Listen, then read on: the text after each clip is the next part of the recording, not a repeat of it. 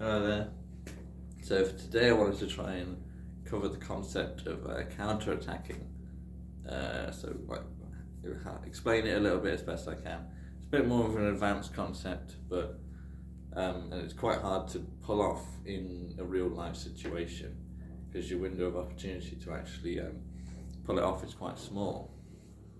So the way a counter-attack works is typically from some sort of attack that they might throw out. Let's use a classic simple example, just like a right cross, okay?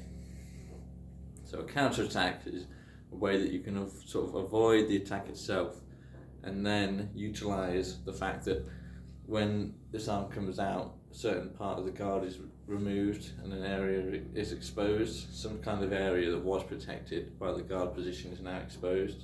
And also, the act of pulling the arm back is like a time gap where you have a chance to also do something. So a really basic example from that like right cross might be slipping it out of the way, just avoiding it so it kind of goes over your shoulder, and then throwing out your own sort of attack to hit that area that just got freed up.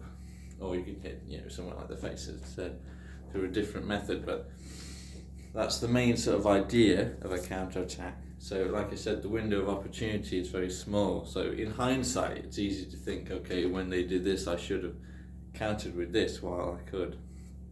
But actually doing it in the moment, you need a really good reaction time and you need good training, just drilling counter-attacks to certain movements so that you kind of almost automatically respond without thinking, because thinking is a bit too slow to pull off a counter-attack properly. So you need to automatically respond almost to be able to actually pull it off. It's like I say, a full speed punch, it's in and out in a flash, so you need to almost see it coming in advance. The best time to counter-attack is when you can get inside your opponent's head and you can kind of sort of read what they're trying to do.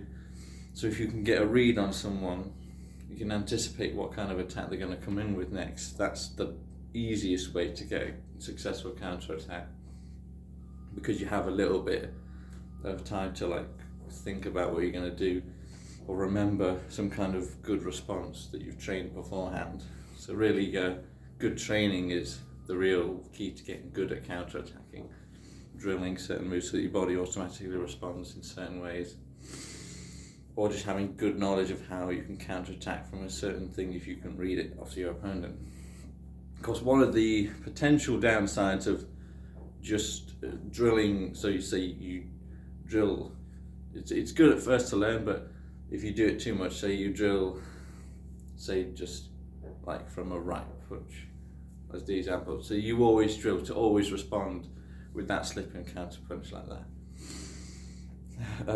A good opponent will sort of notice that you always respond in the same way to a certain attack, and they will utilize that to basically get a read on you and sort of feint it and hit you with something else while your head moves, because they know in advance where you're going to go, so you kind of give yourself away. So that's why you don't want to go too hard on only responding to certain attacks in a certain way.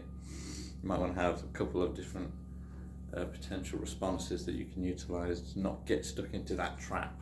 So that's a brief little overview on the sort of concept of counter-attacking. Obviously there's more depth you can kind of go into, but that's outside the scope of this video. So I hope you enjoyed, and I'll see you on the next one.